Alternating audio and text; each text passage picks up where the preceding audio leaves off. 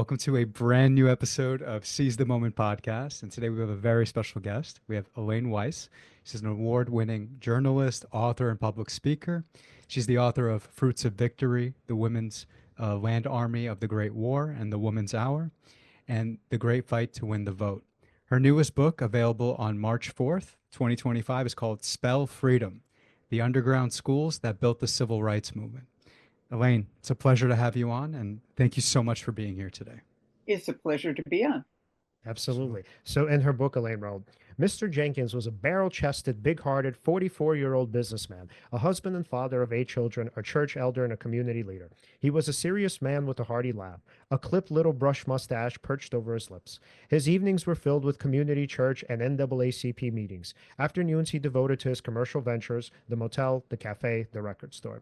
He believed the black man, the black community needed to be economically self-sufficient under no white man's thumb. Jenkins was always busy, always planning, always thinking about how to improve conditions on his island.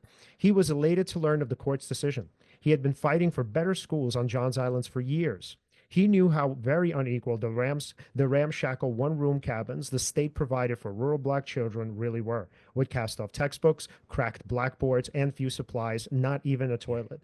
But would the district school board, they were all white men, actually integrate the schools, give an equal education to all children? Jenkins was an optimistic but not naive man. He understood how withholding proper education from black children, limiting job opportunities for black adults, and trapping them in menial labor were essential tools of white control. And so as we begin the conversation, I actually want to first ask you, who are the main characters? So we have Septima Clark, we have Esau Jenkins, Bernice Robinson, and Miles Horn. So let's actually get into the top 4 and who these people were and why they were important to the story.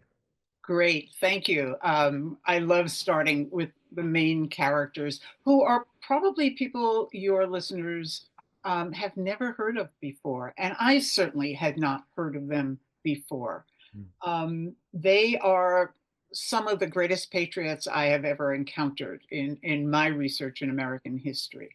So the man you read that description of is named Esau Jenkins. He is at this point a 44-year-old man who was born and raised on one of the Sea Islands off the coast of Charleston.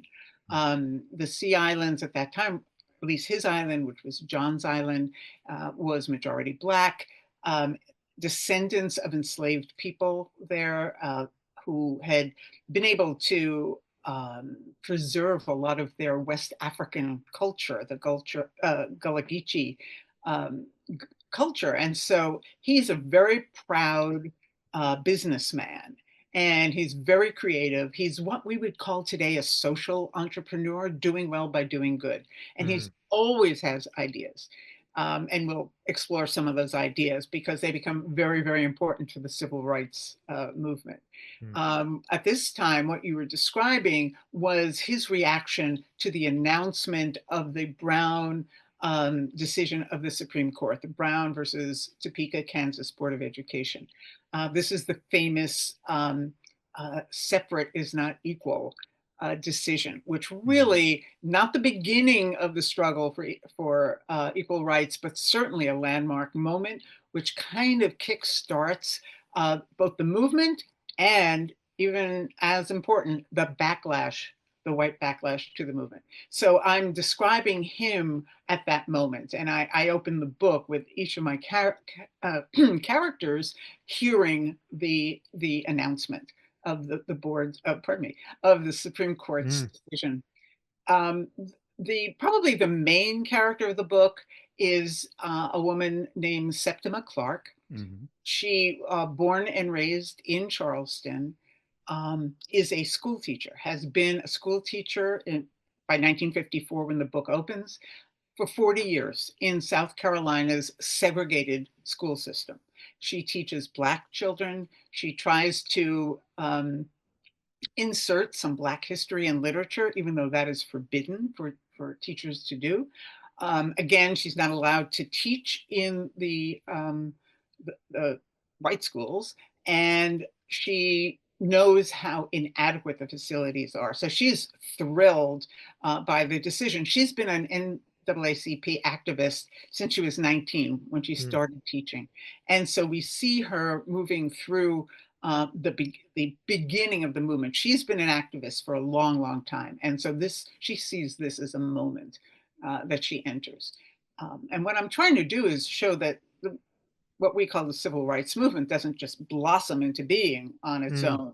There's a lot of work and tears that have gone into the foundation of it. The next major character is a woman named Bernice Robinson. She is a beautician, again, raised in Charleston. She's a bit younger. She's in her mid-40s at this point. And she had at one point lived in New York City and with her sister. And there she realized that Jim Crow did not have to exist in society. And she was just thrilled to be able to ride on any bus or subway. She could sit in the Apollo Theater. She could go to Broadway if she could afford it. But again, things were open. She could go to restaurants. And she has to come home to Charleston because her parents are ill. And she hates being back under Jim Crow. And so she joins the NAACP, which at this point is really the major civil rights organization for people to join. And she becomes an activist. Her beauty parlor becomes an outpost of the NAACP in that she has literature all around. She tells her customers that they can get their membership cards through using her beauty parlor's address. So their husbands don't need to know, their employers don't need to know, the mailman doesn't need to know, because there's a lot of snooping in the mail at this point. And even their pastor doesn't need to know. And so it becomes this sort of hotbed, besides nice hairdos, of the movement in Charleston. And the fourth and perhaps most surprising character that I bring through the movement is a white rural Southerner named Miles Horton. And he has a graduate background, again, born and raised by poor farmers and teachers in Appalachia. And he is trained at the University of Chicago and Columbia University and Union Theological Seminary. But he hasn't found, he wants to help people, and he hadn't quite found it until he goes to Europe and to Denmark and explores something called folk schools, which use culture and music and literature to bring people together to discuss their common problems and come up with mutual communal solutions. And so he brings that concept back with him and starts it's called a school, but it's really a training center or a retreat center in the mountains of Tennessee, of southern Tennessee, which he calls the Highlander Center. And by 1954, it's been going for almost 25 years.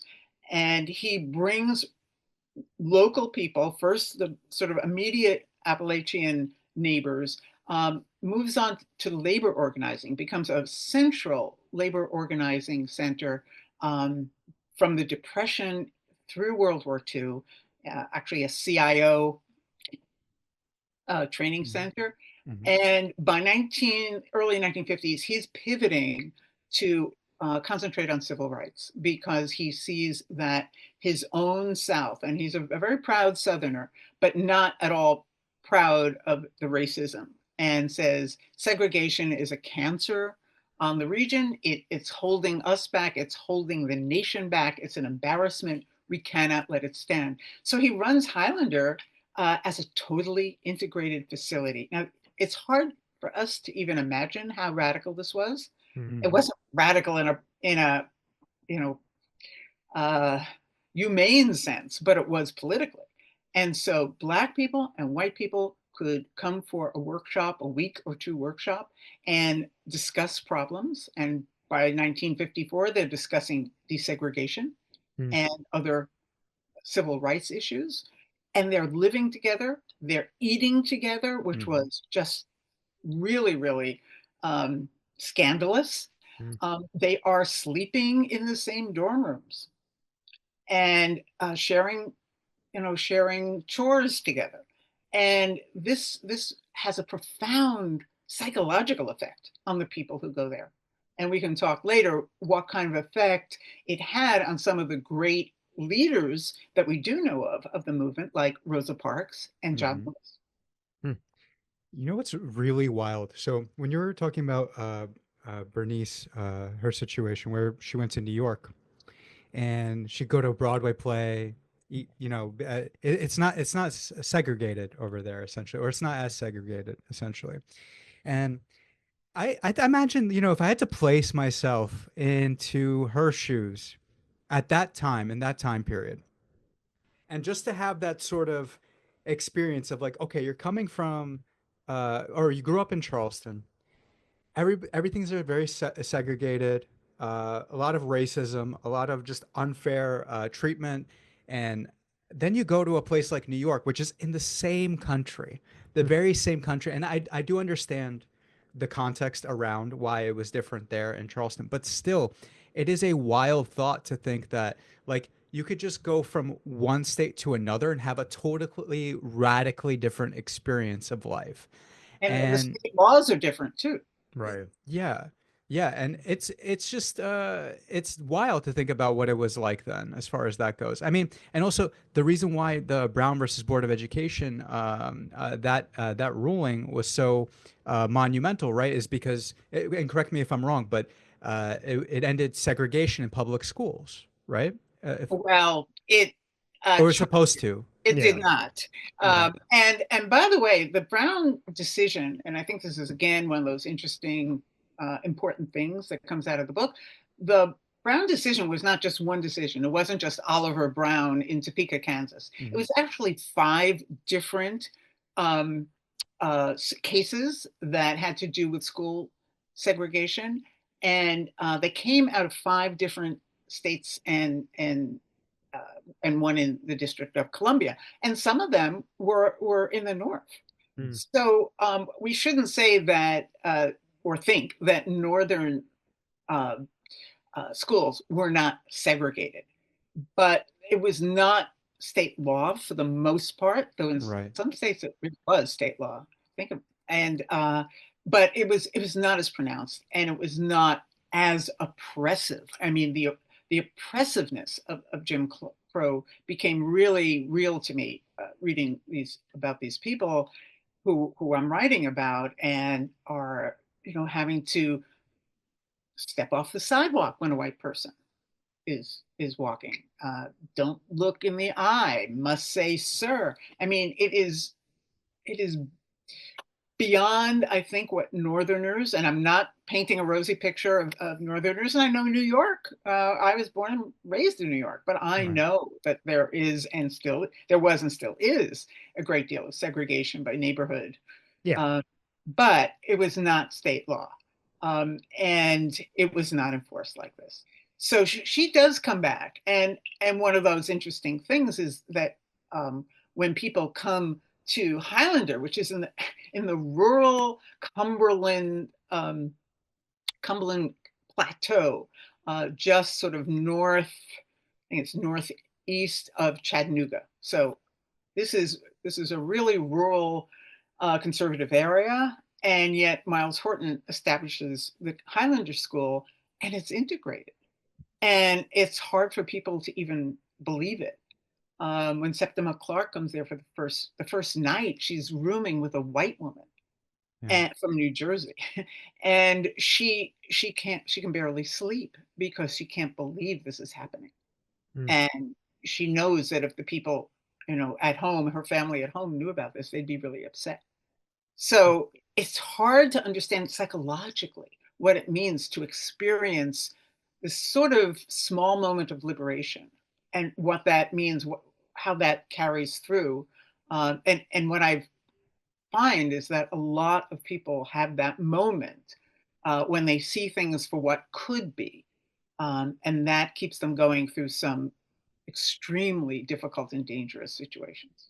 Right. And I would argue that even, I'm sure everybody would argue this, but just as important is also seeing things as they are. So, as I was going through your book, the kind of quote or thought that rang through my mind was from The Life and Times of Frederick Douglass, where he said something along the lines of, when I realized that, or the moment that I realized that I was a slave was literally when I read a newspaper, when I was able to read. I didn't even know what slavery was. And you kind of get this theme all throughout, right? The importance of education, that when we don't know what things are, when we aren't able to distinguish, differentiate, we just think something is particularly normal. And so, can we talk about now education, right? So, where did this sort of foundation come from? A, the idea that education was important, number one.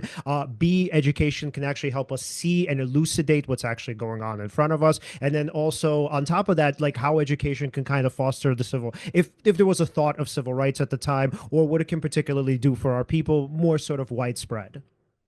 Well, education has, the power of education has always been known. One of the reasons that it was punishable by death for someone to teach an enslaved person to read and write, by death, if you taught someone to read and write, was that education was power.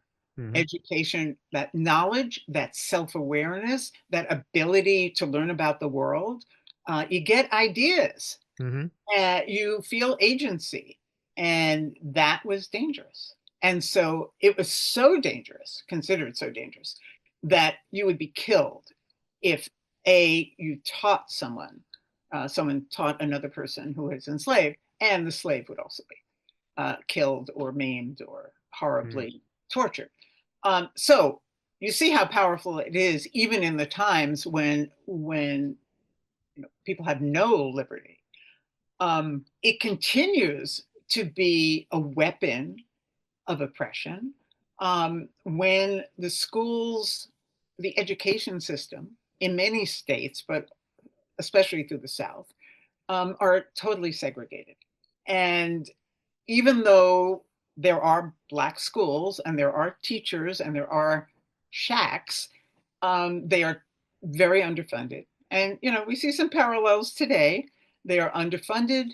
They literally have cast off books that are decades old. Mm-hmm. They often have no chairs, no blackboards. But even more insidious, something I learned was that in rural areas, these schools were often, in areas where sharecroppers, Black sharecroppers, still worked for plantations. They were still called plantations. Wow. And so they weren't enslaved, but they were economically enslaved. Mm. And what would happen is a sharecropper would, have a little shack for their family, no running water, no toilets, anything.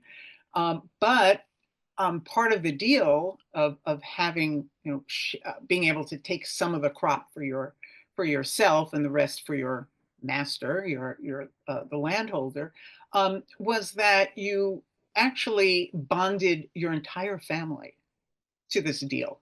I mean, that was just the way it was written. Mm-hmm. And so when planting season came, children as young as 6 were called into the fields.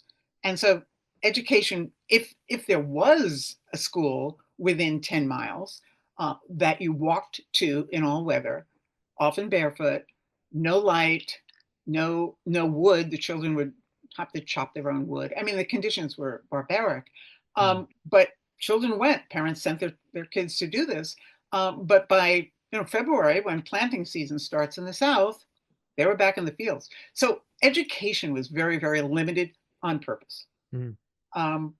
And one of the essential consequences of that is most of the Black citizens, especially on the Sea Islands or in other rural areas in Alabama and Mississippi, are unlettered. They're illiterate.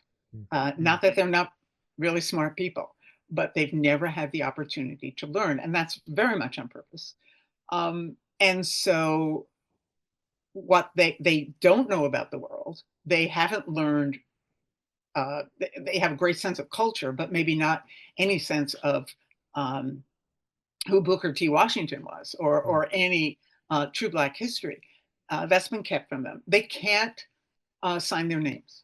So they have to rely on their overseer or their landowner or the man who gins their cotton to sign papers for them, and they're often cheated. They can't do arithmetic, so they get cheated when they're selling and buying things. They can't read their Bibles. They have often people had really great memory capacity, so they memorize. But they couldn't read. They couldn't write a letter to their brothers who went to visit, went to live in the West. And so their worlds are so circumscribed, and their sense of being able to make a better life for themselves is so constricted because they don't have the skills that they need in the 20th century. And part of what my book is about, the establishment and the spread of something called citizenship schools. These were for adults. These were not for children. These were for people who were working in the world but had never learned to read and write. And the main focus was to lift them up, give them skills of reading and writing. And it began with how to hold a pencil. It was because, you have a strong, intelligent man, but he's never had to use a pencil. He's done manual labor all his life. And so there's this great scene that was described by one of the participants of the first class. And all you hear is pencils snapping all over the room because they're holding it too tight. They're nervous, they're excited, and they have really strong fingers, and they can't hold the pencil. So one of it is learning how to hold the pencil, learning how to sign your name. And that becomes this amazing, transformative experience for these people in their 40s, 50s, 60s, 70s.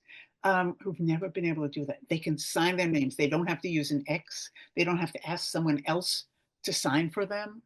And that, Septima Clark describes that as the glow you see in their eyes when they learn to write their name. And she has this whole system of how they can learn it. And this gives them both a sense of confidence in themselves and a sense of possibility. And the other thing that the citizenship schools were doing was they were training people who wanted to register to vote. This is in the late 1950s, well before the Voting Rights Act. And voting was extremely dangerous. You could and would often be killed if you tried to register. But people were still wanted to try. And one of the things that kept people from, Black people from being able to vote was the literacy tests. And those were almost in every state. And they were arbitrary, they were difficult. Often it wasn't just a question of reading and writing. You actually had to read and interpret a section of the state constitution, and with all the legal jargon, jargon, and then the registrar would ask you to give a legal interpretation of this, and of course, whatever you said was wrong. Sometimes the question was literally how many angels on the head of a pin, and whatever you said was wrong. Wow. So there were lots of ways to make sure people didn't get to vote, but the idea of being able to even attempt the registration process was what the citizenship, the main practical, immediate purpose was. And then it was also to build up a sense of self, a sense of agency, a sense of if we organize together, we can demand our rights. It taught the Constitution. It taught what human rights were, what your rights as an American citizen. And what Septima Clark said is we're building first-class citizens. You are entitled to be a first-class citizen. You've never been told that in your entire life. And I'm telling you, you are entitled to this, and you have to demand it. And that becomes the grassroots foundation for the movement. when the movement comes to town, literally comes Mhm. to town in a demonstration or an action, there are many people who never could read a newspaper, are suddenly aware and they're willing to join this. Wow, and I can imagine the juxtaposition between what they were taught at the time as opposed to what was happening in the schools. Because I can imagine at the time, as they were told, from childhood on, the understanding is, well, this is natural, right? This is sort of God's law. Sort of, you guys can't be educated, you're not smart enough. This is sort of the natural hierarchy of things. And then they go to school and they realize, wow, no, this is actually possible for me. Yeah. So can you, yeah, so can you actually speak to some of those experiences? What were those initial experiences like when these schools began? Well, it was it's a great story of how they began. Hmm. So Esau Jenkins, who you began this program with, was again this really creative guy. When there are Black men who are being arrested with no cause, charged with rape with no cause, or Black people being killed and the perpetrators are not punished, Esau said, we have to get some power. We are going to always be victims until we get power, and we need political power. Mm. And that political power is through the vote. Mm. So the first thing he does is he starts, this is now late 1940s, he starts something called the Progressive Club. He Mm. gets a few guys together, some women too. And remember, he's a church elder. He's the head of the PTA. He's Mr. Civic Responsibility. And he has 8 children. And he gets them together and says, okay, everyone give 10 cents a month, which was a lot of money at the time for rural um, laborers and sharecroppers and people who worked in the city as domestics. Mhm. And he says, 10 cents a month, and we'll have a legal defense fund. So if anyone needs it, we can hire a lawyer Mm. and make sure they don't get railroaded. And he says, but everyone has to register to vote. Hmm. And so you see, 10 people, 12 people, still extremely few people on John's Island Mm. are able to register to vote.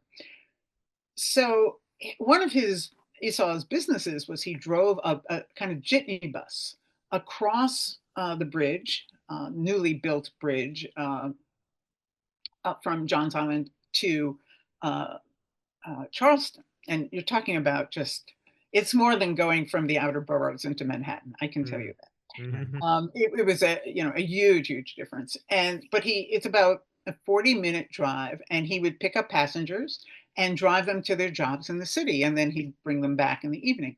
And he realized he had a captive audience, and so he had his wife type up the South Carolina Constitution, Oh, wow.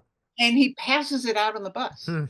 And he from the steering wheel in Gullah, he is talking to his passengers and saying, okay, we're going to study this paragraph now, and what does it mean? And here are the big words: miscegenation, and he goes through this, and they're learning. And then he those who can stay a little longer on the bus, um, who don't have to punch the clock quite as early, can stay Mhm. on the bus and learn a little extra. And then when they're ready, he takes them to the registration Mm. office and make sure that they're feeling confident and they're not being harassed. So this is really small steps, but he's doing this for years. And there's one woman who was a laundress, and she came to him in the bus, and she had a great memory, and she learned how to memorize what she needed to pass the test.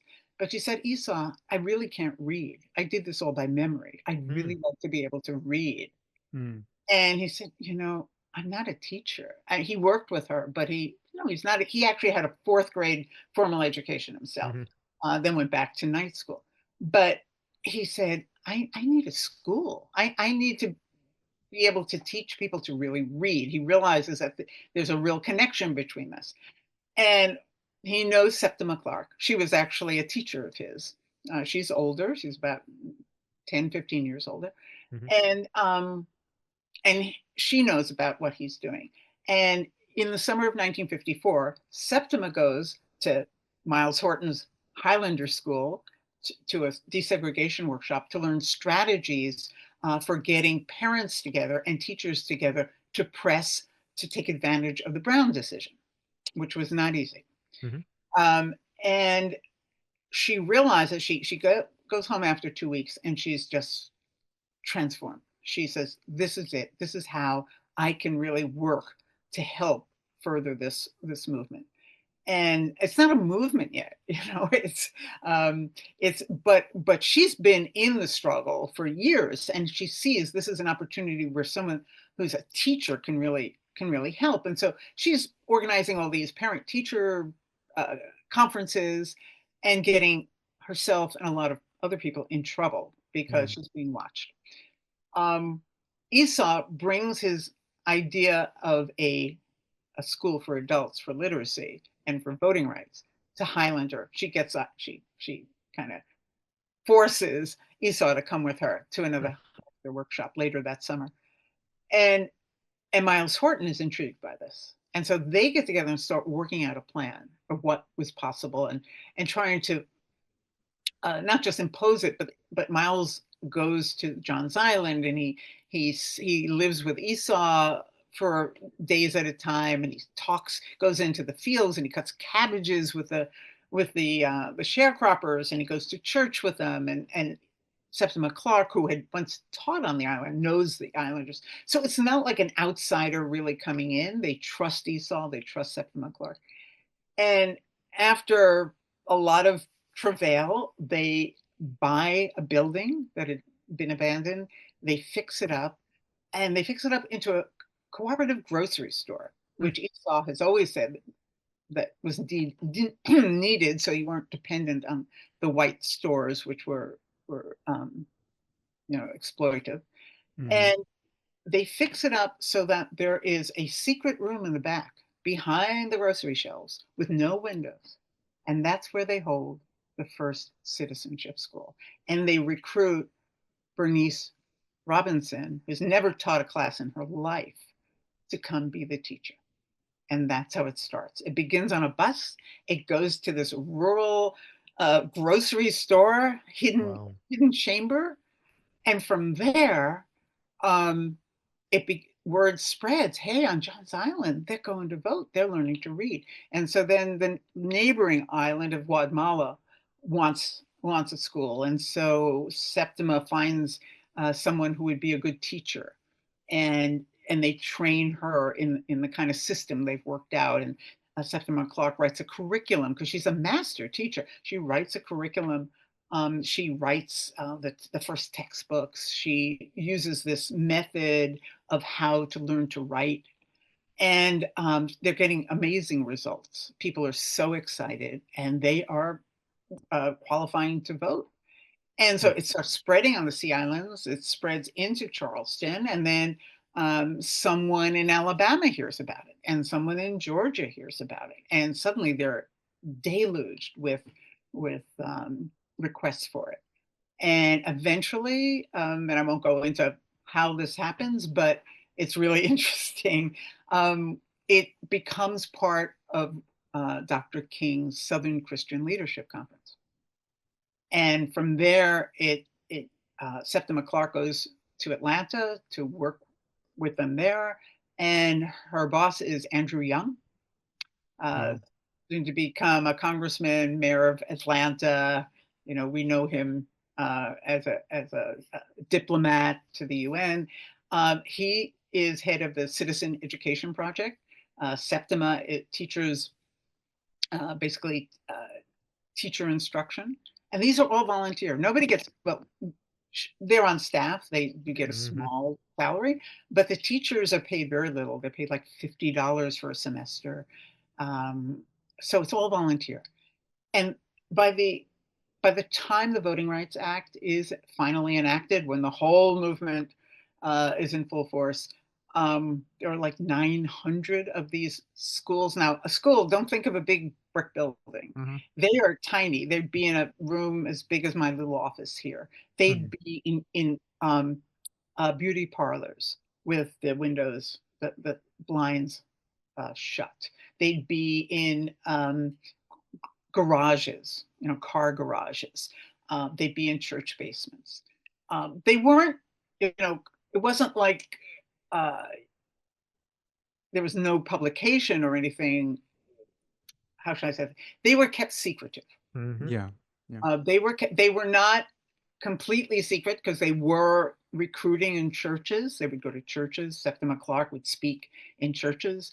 They were looking for people they called PhD minds with fourth grade educations. Oh, I love that. These were people who had natural leadership ability and were brave enough to say, "I'll step in. I'll teach this this class in my community." So it was peer to peer. It wasn't people coming in from the north. It wasn't like the freedom schools, which are based on the citizenship schools. But these were your peers. These were your neighbors. This was your beautician or your seamstress. Wow.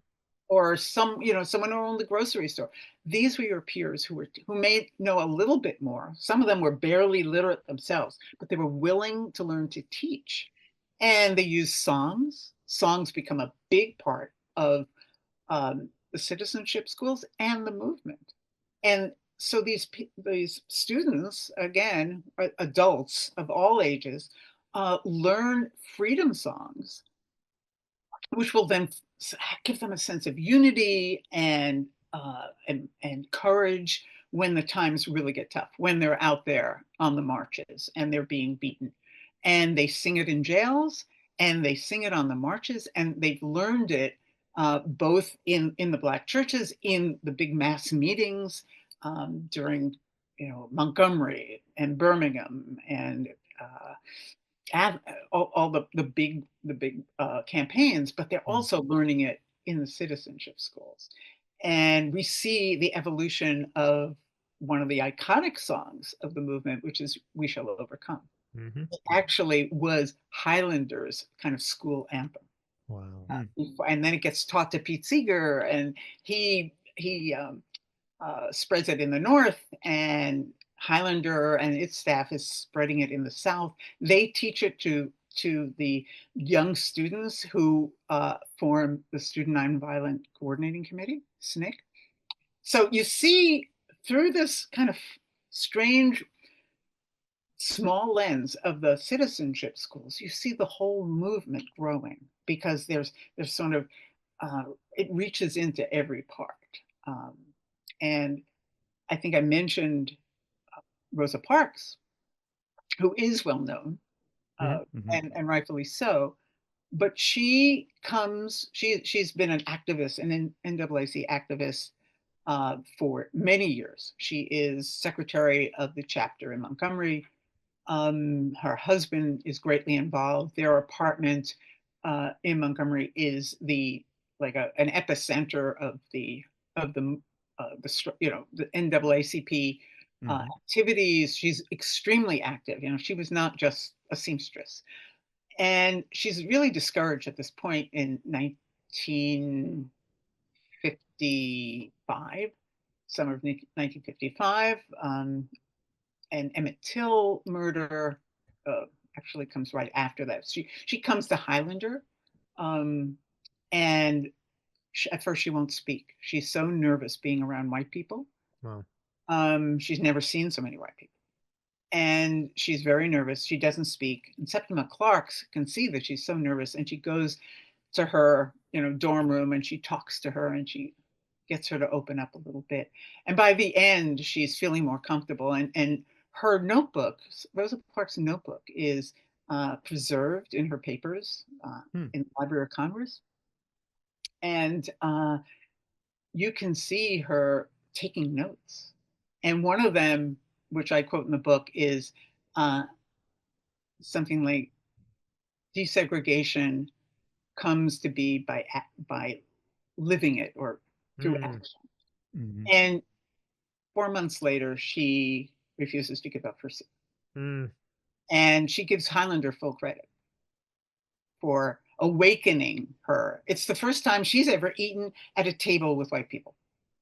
She has never eaten at a table with white people before she goes to Highlander. And she says, "I love the idea that I would wake up in the morning and smell the bacon, and no white people were cooking that bacon for me. Mm. And Yeah. it's just an extraordinary moment for her. And she talks about it for the rest of her life. Um, and how she learned to trust someone like Miles Horton, a white man. And she had great suspicion, so naturally so. So these little moments of education, of revelation, of seeing again the world as it is and what has to be done to change it, but also a vision of what it could be, is where I find this interesting nexus of how the movement grows. Martin Luther King is not even on the horizon Right. at this point. But 4 months later, when Rosa Parks refuses to move, she's not the first person, but she becomes the catalyst for the Great Boycott. And 26-year-old, wet behind the ears, first year pastor in Montgomery is kind of chosen uh, to be a leader. And his oratorical gifts really make him a leader. But there are many leaders of the Montgomery boycott. He becomes the face of it. And that's how the movement begins. But there's this whole grassroots foundation that's been developed over years and years and years. And those are the people I'm writing about. I'm writing about the people in the smaller cities, in the small towns, in Mississippi. Um, Fannie Lou Hamer begins as a citizenship school teacher. She can Wow. actually read and write, but we know the story when she goes to register to vote.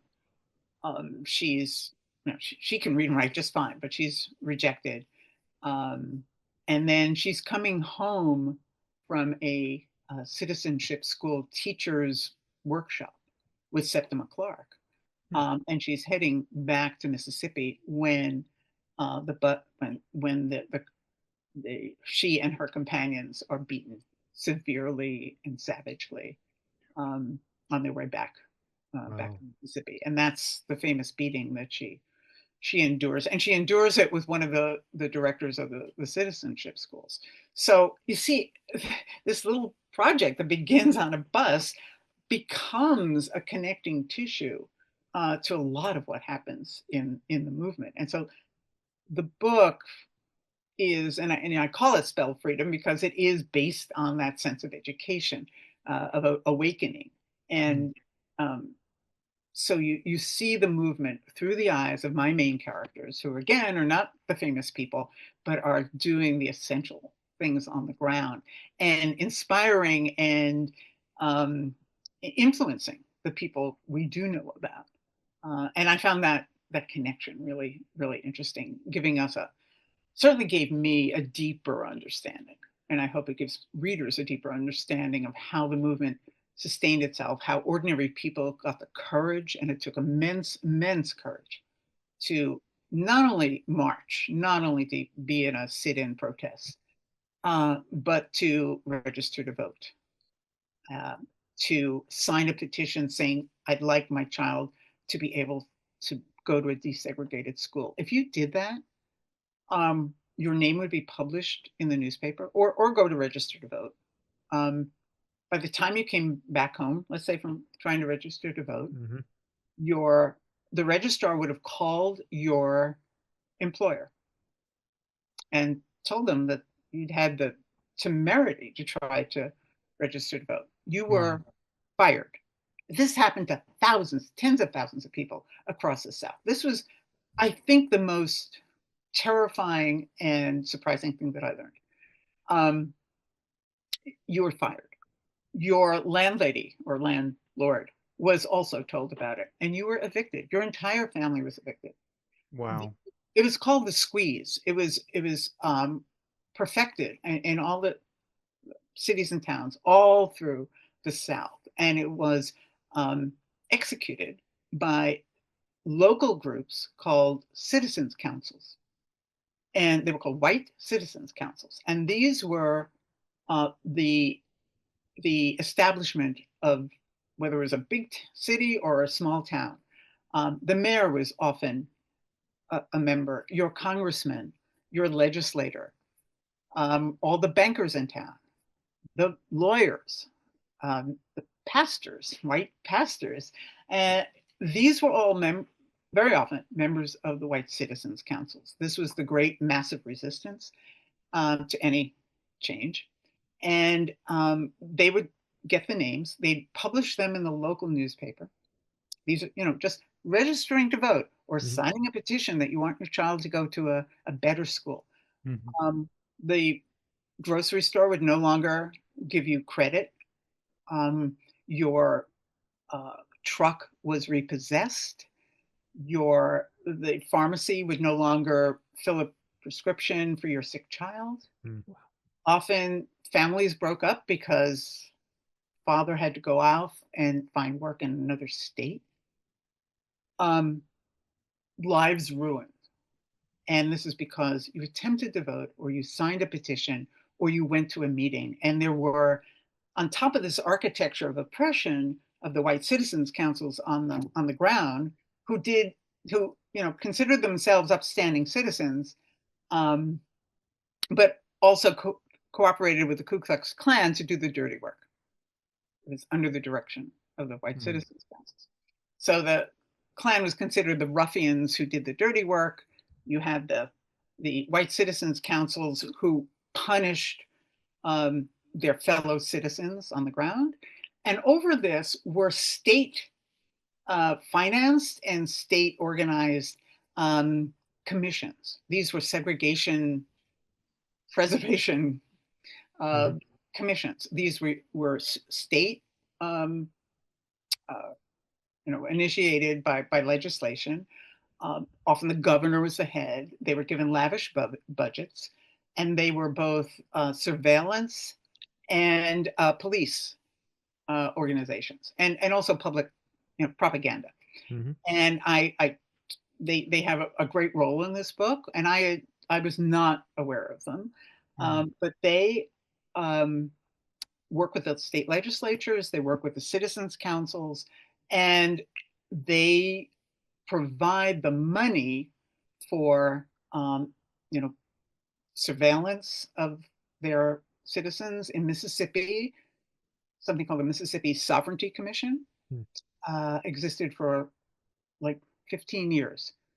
It kept files on something like 800,000 citizens. Wow. It knew everything about you. I think of it these days. It also, if you attended any kind of meeting, your license plate was taken down, given to the local sheriffs, and you were harassed on the road, or much worse. And they're actually implicated in the death of the 3 Freedom Summer volunteers. And so there was this whole architecture of oppression, state-sponsored, that someone who wasn't, necessarily a hot student activist, they weren't the names we know, James Bevel and Stokely Carmichael. They were ordinary teachers and the heart of every community, and they were set upon to be ruined or killed, and many were killed. But it was the other things. Your house would be burned. Your night riders would come through because they heard you tried to register. And so the vote becomes that, that holy grail, that if we need the vote.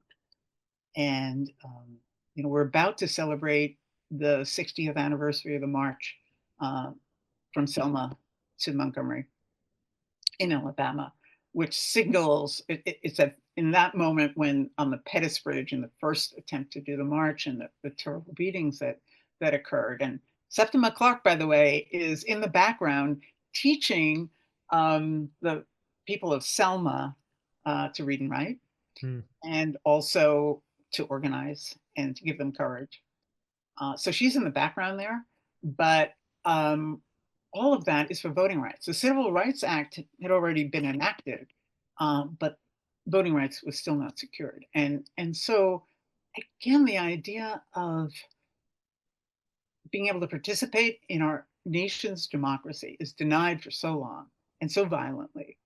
And at such a high level. This wasn't just, rogue Klansmen. It was totally, totally organized. And I think it was that state-sponsored terrorism that really, really threw me. I think it's important we know about them, and then how it was executed at the state and local level by the citizens councils. No, it's absolutely insane. I mean, speaking to even not even just the, I mean, first of all, there's a lot more regular people than educators and activists who suffered from either losing their jobs, being evicted, having to go to another city, said that sort of thing. But speaking to the at least the educators and the activists brought up in the book, they faced also enormous personal risk, right? Oh, What qualities would you say made them so resilient? Because I it's very hard because I can imagine, you'd have to be in a certain sort of mindset to be able to keep pushing through that kind of adversity. It's not even a regular level of adversity. Like we use the word, we say adversity nowadays to say like, you're going through some personal struggles. Okay, maybe something does happen in your life, but this is like a consistent, really pushing against you type of adversity. Oh, it's And systemic. Yeah. yeah, yeah. Yeah. yeah, it absolutely is systemic. And yeah, I mean, I think that's part of what the reader goes through the movement with someone like Septima Clark, Yeah. who, is a 56-year-old grandmother when the book opens.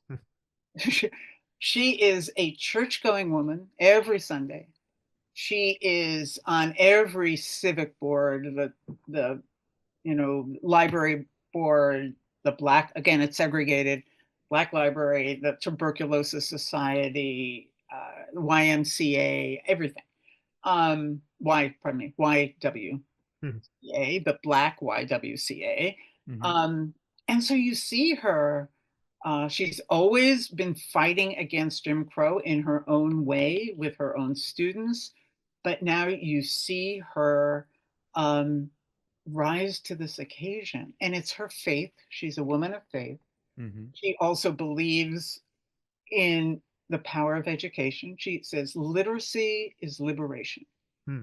And she truly believes this. And she believes that every American citizen deserves to be a first class citizen, not a second, not a third class. And this drives her. And she goes through many personal confrontations with this violence. One of the pivotal ones that allows her actually to do some of the great work she did was in 1956. The South Carolina legislature, again, this is part of the whole massive resistance to federally mandated segregation, which of course Congress never follows through on. That's another story. And the state of South Carolina makes membership in the NAACP illegal. Of course. It calls it a subversive organization. And it says it is illegal for any public servant, civil service, teacher, garbage man, to belong to the NAACP. And it's especially targeted to teachers who are sort of the lifeblood of the Black community and the NAACP membership. And every state in the South then adopts these sort of things, and they're draconian. There are many examples of why they're draconian, including finding the NAACP as a subversive organization of hundreds of thousands of dollars, and so totally bankrupts them for a decade. which is actually why some of the other organizations pop up, because the NAACP is pretty much hamstrung in the South. Wow. But Septima Clark gets gets the notice that she has to either decide, she has to swear an oath that she's not a member of the NAACP, and she says, "I'm not going to do that. I'm not going to deny that I'm a member of the NAACP. I'm just not." And teachers, so here, you've been a teacher for 40 years, and all her colleagues, and they're scared. I mean, she's scared too, but she says, I'm not going to deny it. Mm-hmm. And, just because you say it's subversive and illegal doesn't mean it is. This has an echo right now. And she says, I won't. And she sends personal letters to the 700 Black teachers in Charleston County who also are members of the NAACP. She says, join with me. If we all stand up and say, no, we're not going to resign, and we're not going to deny that we're members, and we're not going to quit the NAACP, they can't fire all of us. And, your livelihood was on the line. And a lot of teachers said, I can't do it. Right. And no judgment on that, but they couldn't do it. They were frightened. And it meant not only were you losing your livelihood, but you were opening yourself up to violence. Absolutely. No question about it. And they said, we can't. And so I have a page in the book where I say, she sent these 780 letters out. She gets so many replies, and then it dwindles. This is just to go in to confront the chair of the school board in Charleston County. And by the time everyone has left her, there's only like 3 or 4 of them. And he just dismisses them, and she loses her job, and she loses her pension, her 40 years of pension. And she lives really hand to mouth from then on. But she's not going to quit. She's not. And then she goes to all these extremely dangerous places alone. She takes the bus. She goes to recruit for Highlander and for the citizenship schools. And she boards in, some kind family's bedroom, and she's marked, but she won't quit. And then finally, she actually is arrested in it's one of the pivotal scenes in the book where she is arrested at Highlander, and the state tries her and tries Highlander and closes it down.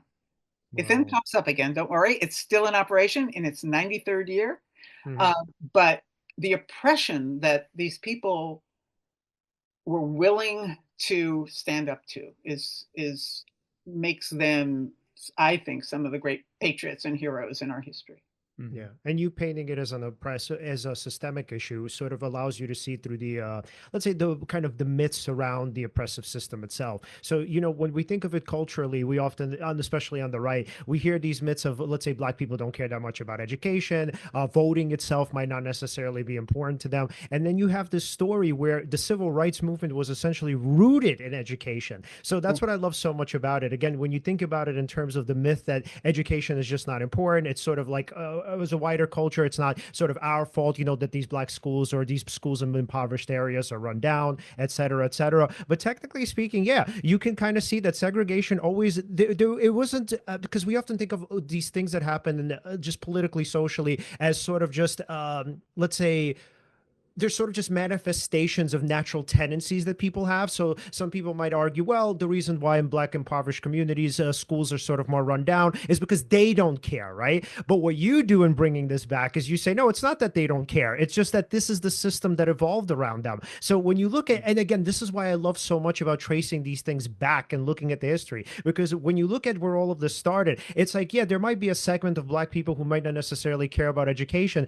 but then you see fundamentally that they were sort of meant to not care. These schools were meant to indicate hopelessness and show hopelessness and tell them that this is never really gonna, that life isn't really gonna go anywhere for you. And then I love that you have this segment of people in history that said we're not gonna accept that. So when we talk about, and I want to really want to kind of come back to this point that you made, or that you wanted to make about psychology, right? And then you talk about psychology and how sort of this movement kind of let's say fostered, or how it, let's say, sort of sprang out of that well of education, right? So can you talk about now how psychology, what it was that affected their psychology? How did education essentially make these people feel hopeful, feel like, okay, this is meaningful, this is going somewhere, and how did it affect their self-esteem?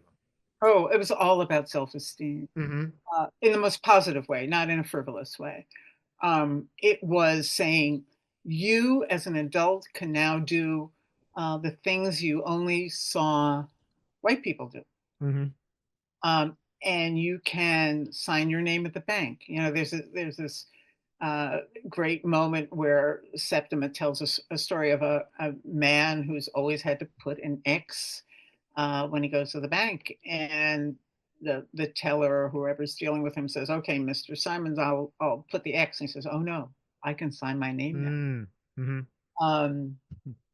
And the woman who was on Esau's bus, who wanted to, she could memorize just fine, and she passed the registration test, but she wanted to learn to read. She becomes the most enthusiastic student in that first citizenship school, and she kind of re-enrolls every semester, and learns more and more, and she learns to count, and um, she becomes the not only the clerk, the sort of cashier at the grocery store Mm-hmm. on John's Island, um, but she also becomes an officer in the Progressive Club.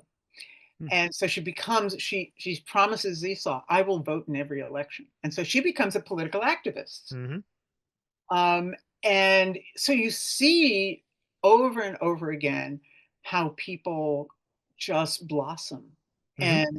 and come to recognize, their circumstances aren't any different, but they're different. And Septima Clark really understands this. She's seeing this with children, but she sees it even more with adults, that they can sign their name, they can read a newspaper. They become less frightened because and there's plenty to be frightened about, but Mm-hmm. they know that they can sort of operate in the modern world. And this is the kind of confidence and skills that she instills in them, and then instills in the teachers, who will then transmit it to these thousands, tens of thousands of people. And it makes a huge difference, because you can't be willing to jeopardize your life, your livelihood, the safety of your family, everything you own, which could and often was taken from you, for activism. And we're not talking about bomb throwing radicals. We're talking about standing up and asking for your rights, Yeah. demanding your rights, in a peaceful, non-violent way. Yep. And so to do that, you have to be what Septima called ready from within. That's what you're asking me to describe.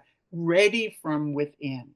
You had to be spiritually and psychologically and politically ready to accept the responsibility and the risks of joining the movement. And whether that's joining a boycott of white stores that won't allow Black people to try on hats. Mm-hmm. You could go in, but you can't try on it, or sit at a lunch counter, or it's demonstrating at the courthouse and trying to register when white people are throwing hot pepper and hot coffee on your head while you're online, Mm-hmm. and the police are beating you with sticks while you're standing in line. You had to be ready from within. You had to be internally strong. And that's what she's trying to give them. And it's a mixture of faith.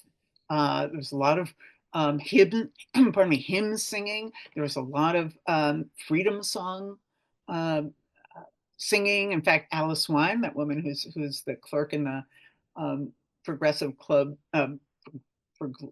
progressive club grocery store, and learns to read and write. She's a great singer, and she teaches one of the Highlander staff, really great folk singer named Guy Carawan. He becomes a character in the book too, a white folk singer.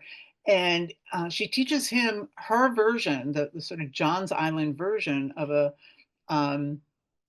song called "Keep Your Eye on the is Keep Your Hand on the Plow" is the old gospel song. But she says we sing it different here. We sing it, keep your eye on the prize, hold on. And he says, oh wow, that's really. And so he begins singing that version, Alice Wine's version. Her name is on the copyright. Wow. Wow. And so one of our final questions would be, so what do you hope for modern day activists or just generally people today for them to take away? What message or messages would you hope for them to take away from your book? I think the first one is the importance of voting. But one of the things that was taught both in the citizenship schools, and then there were sort of like post-grad organizations where you'd learn how the politics of your town learned. I mean, it was civic education, and that's something we have lost. When people don't understand how their government works and what their responsibility and their rights as citizens are, then everything is a black box, and everything can be said to be rigged because you're not sure how it works. Yeah, and you give up. You give up. You don't vote. You kind of can subscribe to theories that are not at all true. You don't know how to wield the power you have. And so I'd say that the idea of voting and learning your rights and your responsibilities as a citizen, and that means I think we as a democratic society have to teach citizenship both at the school level to children so they understand it, but also to adults. And it's not partisan. It's just, this is what the Constitution says. This is what you're entitled to do. The other part, and Septima talks about this. One of the wonderful things is I was able to mine her letters, and they're just wonderful, wonderful insights in those. And she says that you can't expect people to organize or to follow you until they understand why, until you've made them ready from within. And I think we forget that. We just say, okay, come on, this is the cause, let's go. And people don't, I'm not, it's not. Well, what a message for Democrats, just FYI. Yeah. Right. I'm not going to go way in there, but yeah, I mean, just education on how things work and what, how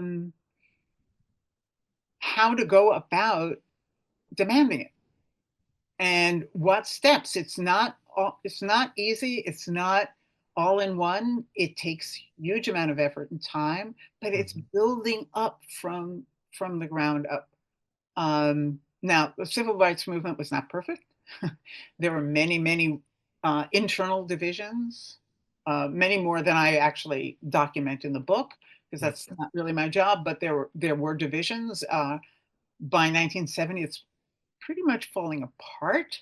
But one of the things that I find important is the movement that we call the movement, this Southern Christian Leadership Conference, the Student Nonviolent Coordinating Committee, all these other parts of what we call the protest movement, the civil rights movement, which achieves a great deal and changes the laws of the land.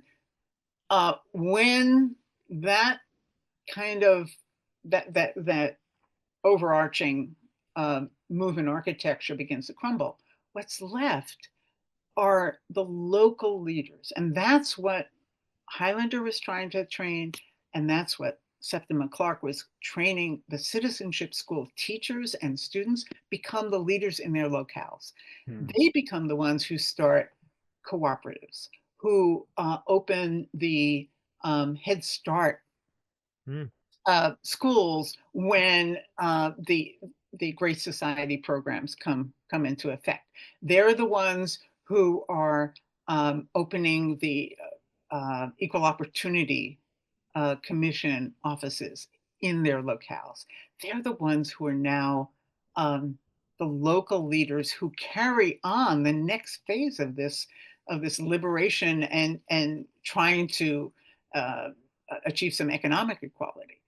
And a lot of the elected officials who come out of the movement first have their experience in perhaps the citizenship schools as a teacher or as someone who is a field organizer and brings their promising students to get trained with Septima Clark and become part of the Citizen Education Project.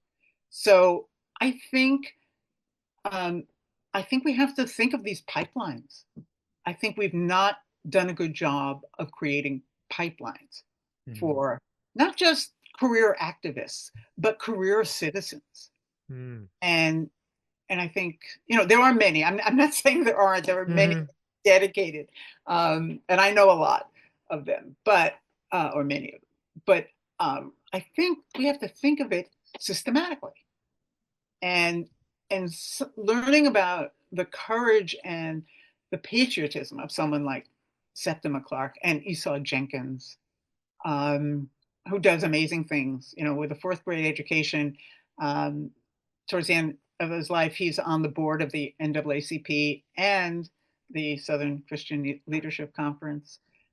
He's training organizers and voters leagues. He's in constant motion. These are the real patriots. These are the patriotic stories we need to learn about. I'm very disturbed by, at this moment, I know the National Endowment for the Arts has had to change under pressure.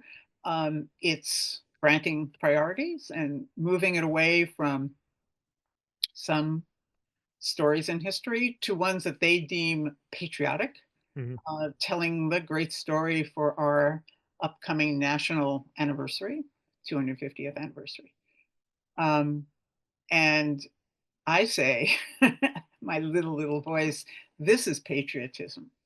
This, I'm not saying my story, I got no funds from the National Endowment for the Arts. But this is what patriotism is. It's not putting a little flag pin in your little lapel and then voting against everything that this nation stands for. So this is patriotism. And so this is the kind of story I want to bring to light. Ordinary people doing just extraordinarily brave and innovative and important things. I love it. And I have to tell you, the term career citizen is one of the best things I've heard on this podcast. So I love that. Okay. As we wrap up, Alan, final questions for Elaine. Oh, yes. If we wanted to follow you, follow your work, and of course, buy the book, where can we do that? Oh, sure. Please do. So the book is goes on sale on March 4th, but open for pre-orders right now. I suggest you go to your local independent bookseller, who important part of your wherever you are community. If that's not possible, there's something called bookshop.org, which is a nonprofit that shares the profits. It has all the books that other big online bookseller has, and it shares profits with independent